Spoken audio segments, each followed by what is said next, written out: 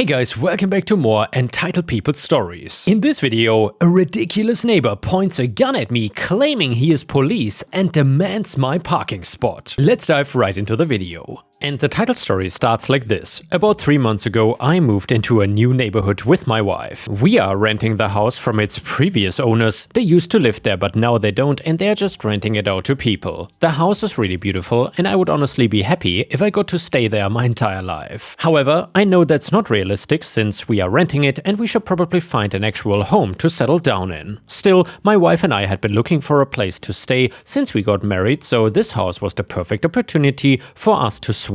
The neighborhood is fine, by the way. We don't talk too much to people here, but the few interactions we've had have been for the most part decently pleasant, and those living here seem like the type of people you can depend on should you need help with something. We have not run into many problems living here except for one. The problem manifested itself in the form of my across the street neighbor, who I will call Jared. None of my neighbors stood out the way Jared stood out. Every single time that I saw him, he has been dressed like a cop. The thing is, he's not actually a cop. The uniform he wore was obviously a fake. There was no real insignia on it that signified he was part of the city's police department. From what I could remember about it, the fabric was incredibly thin and it was clear that it was a costume that was bought cheap from somewhere, maybe Amazon or Spirit Halloween. He also has a black Ford Explorer that looks like the sort of car that cops use in our city. I have a feeling that he bought that car for that exact reason. Honestly, if it wasn't completely illegal, I think he would have painted the car to make it look like a cop car too.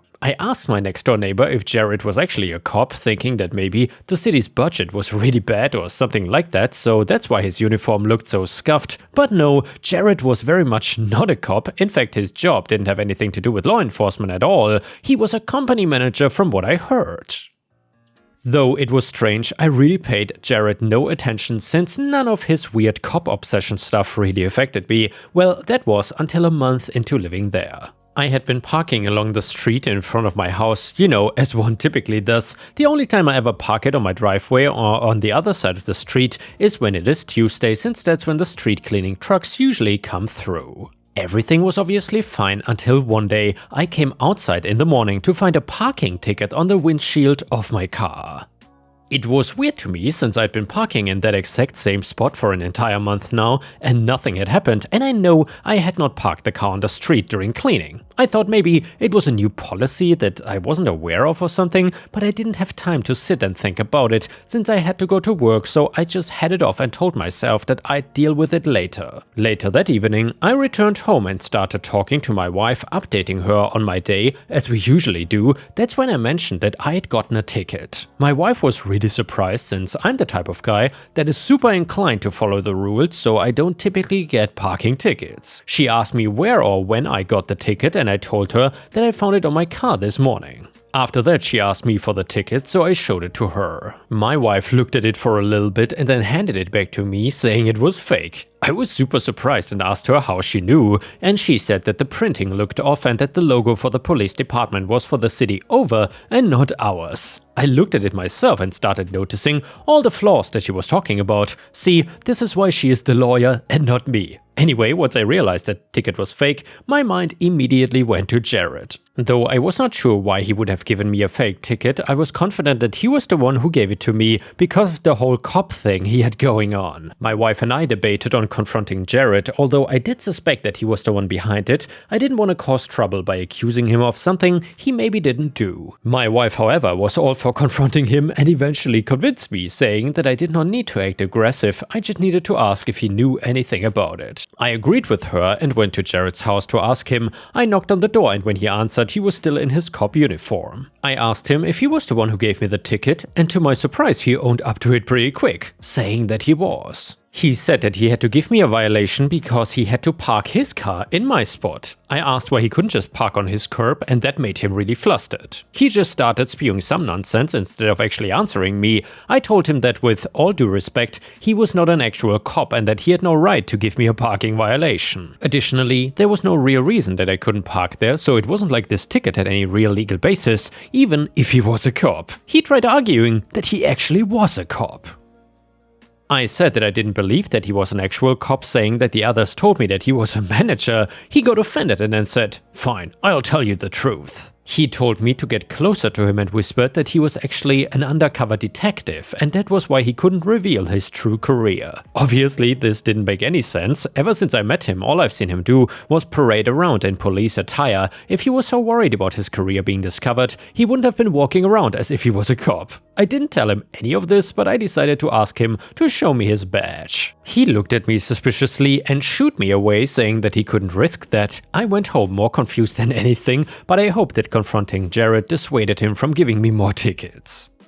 But it turned out I gave him too much benefit of the doubt. I immediately got a ticket again the next day. I was annoyed, but knowing that these were from him and not an actual cop made me feel a little better. I just threw away the tickets after I made sure they were fake and not legitimate. Better safe than sorry. Then a week later, after I came home from work, I heard shouting through a megaphone from across the street. I looked over to see Jared dressed in full tactical gear, just like a SWAT officer in the movies. Helmet, bulletproof vest, ski mask, goggles over his face and everything. He looked like he just walked off the set of one of those cop shows. He was shouting through the megaphone to move my car or I would face punishment. He further demanded that I give him my parking spot and to clear my property for him so he could park there instead. I shouted back that he had no jurisdiction to give me tickets or to force me to move my car because I was parking on my property and because he was not a real cop. That ticked him off and he shouted louder that he gave me enough warnings. At this point, people were out of their houses and watching now. I was a little self-conscious considering we had just moved here and I didn't want to leave a horrible impression on everyone else in the neighborhood, but still, anyone could clearly see that Jared was acting crazy. I began to back into my house, about to call the police, when Jared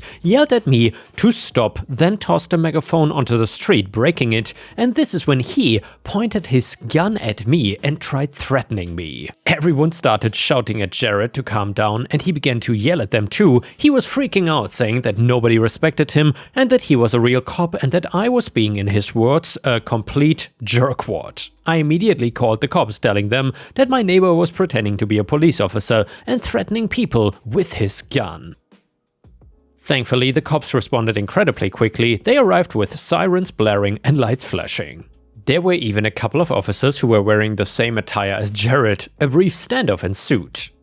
The real cops aimed their guns at Jared and shouted at him to drop his weapon. He tried arguing with them, but they got more aggressive and he eventually gave up, dropping his gun, getting on his knees with his hands behind his head. He tried greeting the officers as if he knew them, saying, "Hello officers," but they shut him up and forced him into the back of the police cruiser. Part of me wonders if he enjoyed that brief experience since he got to go inside a real cop car. Anyways, I told the officers what happened, detailing how Jared had been dressing up as a cop and had been leaving tickets on my car, and then how he was literally threatening me. Knowing that, the cops searched his house. I had to stand by for a bit while they did their thing, but by the end of it they found that Jared had a bunch of fake badges, uniforms for different days of the week, and papers such as fake citations and the parking tickets that he kept using on me. The gun they discovered was only a pellet gun, thankfully, so if he had been crazy enough to shoot it, it wouldn't have done much damage. Still, however, it was illegal. He did not have a gun license or something, and none of his weapons, multiple as there were others found in the house, were registered. Very soon after the initial incident, we went to court for what Jared did, and needless to say, Jared was quickly charged. His crimes included impersonating law enforcement, owning illegal weapons, and threatening others with his firearms. I think he'll be in prison for at least a year or two for what he did. It's been 2 months since then and my wife and I are doing okay. I don't have to see Jared's fake parking tickets on my car every morning anymore, so that's definitely a relief off my shoulders. In the strangest way possible though, the incident actually made my wife and I closer to our neighbors. The incident became the talk of the block for a while, and many of our neighbors started coming up to ask what happened. Those who we didn't really connect with are sort of out of the picture right now, but the ones who we have things in common with have remained. For example, one of my neighbors is a huge history nerd, and so we've started bonding over that. As crazy as that whole fiasco was, I'm glad it ended in the safest way possible, and that it ended up giving me and my wife an opportunity to truly integrate ourselves with the neighborhood. And the next one is an absolutely amazing malicious compliance story that is titled "Shut My Mouth and Do What I Was Told." Absolutely. And by the way, if you've watched until here, I would very much appreciate it if you could like the video and subscribe to the channel if you haven't already. Thank you for supporting real voice readers. So when I was in college, I worked as a baker for a well-known regional bagel and sandwich chain. At some point, an assistant manager transferred to my store who was the stereotypical petty, power-tripping, ridiculous manager you can find in this type of job. Her specialty was yelling at and berating employees in front of customers. I will never not believe that she enjoyed publicly humiliating people. It was tolerable until I agreed to cover a shift at the store she transferred from. Someone there asked me what I thought of her, and I thought I was careful as I just commented that she had very high expectations, which were hard for some people to meet. Understatement of the year. Well, this lovely person passed this back to her, which shot me to the top of her crap list. What followed was a series of write-ups for egregious violations like missing some seats when mopping the floor or not emptying a garbage can that had a single paper towel in it. Lucky for me, I was one of the few people there certified to run the ovens. My opportunity for malicious compliance came one Saturday lunchtime when a charter bus pulled up. I'd seen this before and knew that a bus full of people buying sandwiches is equivalent to 2 to 3 people bringing bagels to work. Barely a blip compared to the morning rush.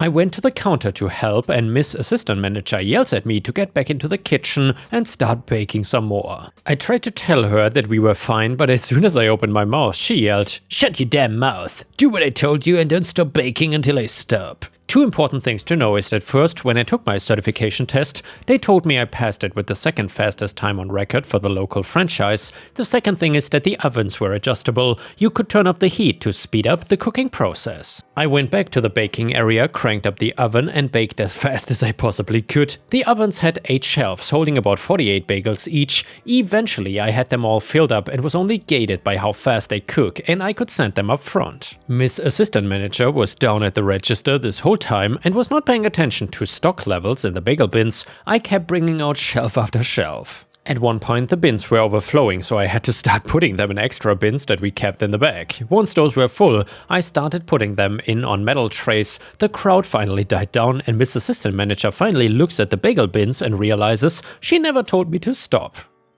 She asked me if there was anything still baking and I informed her that every shelf was full. She lost it and started yelling that I was getting fired until multiple people pointed out I just did exactly what she asked me to do. The store manager ended up coming in and pretty much everyone told them the exact same story. Miss Assistant Manager had to bag up the mountains of excess bagels and drive them to all the other stores in the area so that they wouldn't go to waste. Even after that, we still exceeded the allowed wastage for the day and she was reprimanded. She still yelled at everyone after that, but she was at least more careful in her wording. And the next one is titled, "Won't Move Your Car? Enjoy the hour wait," and a car accident. So the other day I-25 Mail was delivering fuel to a gas station. This station was set up where the tank access lids are right by the parking spots. For me to be in a position to dump fuel, I need to block all of the parking spots in front of the building. There's usually a car or two in the way and I can usually patiently wait until I'm clear to pull in. If it is a busy time of day, I put cones up as cars leave to prevent anyone else from pulling in until I've moved into position. But this time, a lady in a Tesla absolutely couldn't handle parking 50 feet away and had to move my cone to park right in front of the door. So I hopped out of my truck and went inside to ask her to move so I could deliver the gas, and she told me to get bent. You can wait until I'm done here. So I pulled my truck in behind her with about 2 inches to spare between my truck axles and her bumper. I set my brakes and began hooking up hoses to unload. Since I couldn't park in the ideal spot, my large 3-inch hose was too short to reach the hole, so I used my 2-inch hose, which is longer, but does limit the flow rate by about 33%. No sooner than 5 seconds after I opened my valve to start the fuel delivery, she comes out screaming that she's in a hurry and I need to move my truck before she calls the cops for harassment. I told her, "Get bent, you can wait until I'm done here." She asked me how long it would take. I informed her that normally it would be about 45 minutes, but because I had to use my smaller hose, I figured about an hour and 15 minutes. She stormed off, got in her car, and called the cops. About 10 minutes later, 2 officers arrive and ask what the problem is. She wants me arrested for harassment. Gas station employee sides with me, saying the woman was rude and belligerent, and I'm just here to do my job. The cops tell her she's going to just have to wait, and they leave. I took my sweet time unloading and doing my paperwork. All in total, she waited an hour and a half before I moved my truck when I left. As I was waiting to pull out of the parking lot, she zoomed around me and pulled out into the street directly into the path of oncoming traffic. She was T-boned by a lifted pickup with heavy-duty cattle guard bumper. Her Tesla was totaled, the pickup was completely unscathed, and she was not injured, but I almost had an asthma attack from laughing so hard.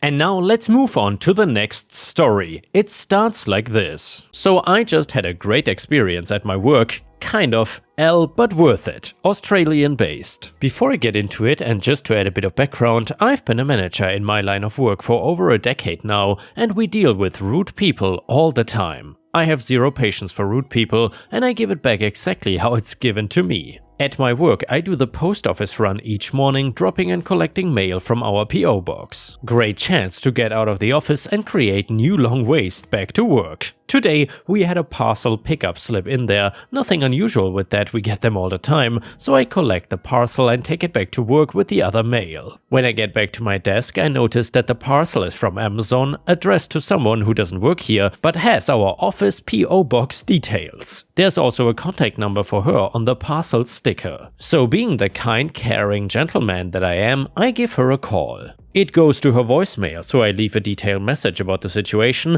and how to contact me. Moments later, I get a call back on my desk phone. Me, good afternoon, company name, this is OP speaking. Her, I had a missed call from this number, but I have no idea why you would be calling me, because I'm not interested in anything you're selling. Me, oh no, that's okay, I don't want to sell you anything. The name is Karen, is it? We had a parcel in our PO box addressed to you. Did you want to come to our office to pick it up? Karen, why do you have a key to my PO box? Me, well actually it's our PO box and we have had the same one for 3 years now, so… Her, exploding, no, it's my PO box and that's illegal. Why do you have a key to my PO box? I want to speak to your manager. Me, okay, go for it then. I am the manager. Her, well, why do you have access to my mail? She yells this whole conversation, but I got sick of writing in caps. Me, I don't have access to my mailbox. I go every day and I've never seen your mail in my box before. So please explain to me why you think you have access to mine. You do realize that I am from this company, right? Her, in a moment of unexpected clarity from her, well, my PO box is, explains full address, which is almost our address as we have 2 post offices nearby, but hers needs the suburb name and then east added to it. Quite easy. Me, oh, I understand now, sorry. Well, yeah, it looks like Amazon or Australia Post has not added the detail to the labeled sticker, so it just comes to the main post office. Whoops, trying to calm her a bit. Her, well, when I made the order, I put my details in as I always do. That's how I have them saved on my Amazon profile too. So why did it get sent to you? Me, getting sick of going back and forth with something I have absolutely no time to deal with. How would I know, mate? I don't work for Amazon or the post office. I literally picked up our PO box mail and your parcel was with it. I didn't have to call, but I did. I have nothing to do with your mail or your order details, as I've said multiple times now. I'm from company name. Her, well, this needs to be escalated and you will need to drop that parcel at my house ASAP because it's urgent. Me, at this point, I thought my nose started bleeding from inner rage. What the hell? What's not being understood here? Her, well then take my parcel back to the post office and tell them about the error. Me, I have absolutely no authority to take a parcel back and have them amend the address. Nope, not gonna happen. You need to come and get it from me or I can take it back and they will return it to Amazon. I probably could have done more, but really, F her. Her, this is urgent medicine I need. Me, you buy urgent medicine from Amazon and they mark it as beauty products on the customs declaration? A bit odd, isn't it? Her, that's none of your business. Me, yeah, exactly, none of this should be my business. Now just come and get your parcel and stop blowing up at me. Her, completely unacceptable behavior. I wanna lodge a complaint. Me, you're not a customer of ours.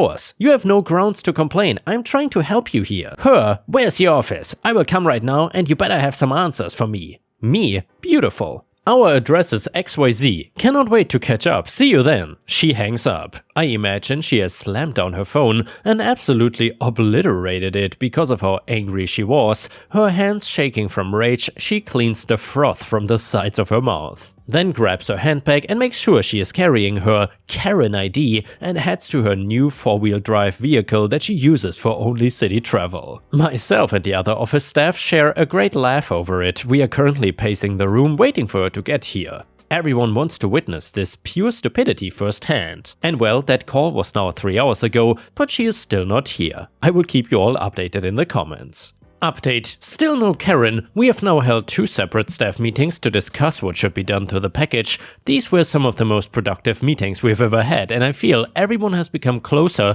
during this time, a real team bonding moment. She has until this time tomorrow. We'll keep you guys posted. Update number 2. Okay, so I'm actually shaking at what just went down, so here it goes. I didn't start a new post as I didn't want the conclusion of part 1 to be lost in the comments. I also wanted to note, looking at the package again yesterday, she had added delivery instructions saying, leave at address in a secure place if no one is present. Really gives you an idea of the Karen mindset, as it was the following. This is addressed to a PO box. They are generally very secure. So did she expect the postal officer to guard the PO box until it's picked up? Anyway, she just came in and wow. I did not expect it to get any worse, but it did. Almost immediately too, because my team are quite busy and I oversee their workloads. I sit closest, but still hidden, to the main foyer reception area. I generally greet all the customers and take the majority of the calls to our office. My team has to focus on complex financial deals and doesn't need the distraction of people asking general questions who just walked in without an appointment. We keep an old-school desk bell on the reception counter where no one sits, with a sign next to it asking to ring for assistance. Come 9:30 AM-ish and I think I hear the bell. As you are all probably aware, normally when you ring a bell you hit the top and instantly move your hand back to allow the vibration to create the noise required to get someone's attention. What I heard was the initial ding of the bell, but none of that vibration and loudness. There was an angry, powerful, yet to be removed hand resting on the bell. The hair on my neck stood up. She is here. I immediately lean back on my chair, which gives me an ample view of the reception area, and I see a short woman in her 60s with glasses and surprisingly not a typical Karen haircut, already staring me down. I jump up and run out. Me, hello, how are you? Her, without hesitation, you have my package? Definite attitude already. It is her. Me, ah yes, of course, thanks for coming in. I am OP, we talked on the phone. I extended my hand out to shake hers. Her, I won't shake your hand, sorry. At this moment my mind is racing. Is she being rude? Is it a religious thing? How the hell do I even respond to this moment? This has probably only happened twice in my life. Me, okay, no problem, I will grab your package, just wait here a moment. I go back to my desk and retrieve the package from my drawer, which she can see me do. I walk back to her and she is again already at me. Her, where were you keeping the package? Me, in my drawer? Her, not very secure. Me, why would it be? You're in my office, which you can clearly see is not a larger version of a PO box, or a larger version of a post office for that matter. Her, looking angry at me in silence like she wants a better explanation. Me, look, I'm actually having a lot of trouble understanding why you're being so rude about this. I held this package for you in good faith. I called you to let you know I had it so you didn't have to go through the hassle. I get cut off. Her, well, it's the inconvenience of having to come here. My brain legit snapped. Me, oh my god, you're an actual joke, you know that? You're the dumbest person I've ever dealt with. Take your package and get out of my office. If I ever see another one of your packages with my mail, I will throw it straight in the bin. Screw ever helping you again. Her, mumbling to herself while she grabs the package and digs for her keys from her handbag. Absolutely disgusting. Me, yes, you are. You should reevaluate how you treat people that have actually tried to help you. She actually turned around to point and yell at me, but barely got through her sentence. Her, I will never deal with this company again. Me, you don't deal with us now. We shouldn't want to deal with someone like you. What a crap treat. Get out of my office. She stormed out. I watched her go to her car, which was parked in our maintenance driveway. This actually made me laugh so hard, I will explain why. So next to our main entrance is a maintenance driveway. Throughout the day we will have multiple contractor cars parked here to work on the many levels of the building. In the time since she has come in, her cars have been parked in by 2 UTEs, utility 4-wheel drive vehicles, bearing the building maintenance company name. The guys are just standing at their cars having a chat. I see her yelling at them to move their cars. They look at her and barely budge. She proceeds to get in her car and I watch over the next few minutes as she continuously looks back and forth to see if they are moving their cars for her to get out. These maintenance guys start moving at an actual snail pace. One is even checking his phone while he walks to his driver's side door. I'm just laughing my ass off at this point. The other guys in the office have all come out and are enjoying these final moments of her insanity. I kid you not, these guys took about 5 minutes to move their cars for her. She beeped about 4 times, drawing the attention of many people walking by. I really wish I was making this up because her exaggerated performance was comical. She then finally got her car out, and as she was driving off, I walked outside and spoke to the maintenance guys and asked what she said to them. Maintenance guy: thick Kiwi accent. Yeah bro, she came full out, straight up told us to move the effing cars. They were of course unaware of who she was, so they just took their time to piss her off. I told them this story and we all had a good laugh about her. Thinking back now though, I'm pretty happy with the outcome, to be honest. I gotta tell her some honest truth about the situation, and she obviously thought she could continue being a bitch. I must have really caught her off guard. I really hope that's the last I see of her. Cannot wait to tell my future kids and grandkids about her in the years to come. And yeah, Ripe stars, after an encounter like this, I really hope that entitled idiots like this Karen in the story at least learned their lesson. And maybe, just maybe, they won't think about treating other people like this again in the future. But probably that is just wishful thinking on my part. Usually people like this, and I mean people in general, don't really change their behaviors that much based on one situation alone. Either way, props to OP for handling this vicious Karen the way he did.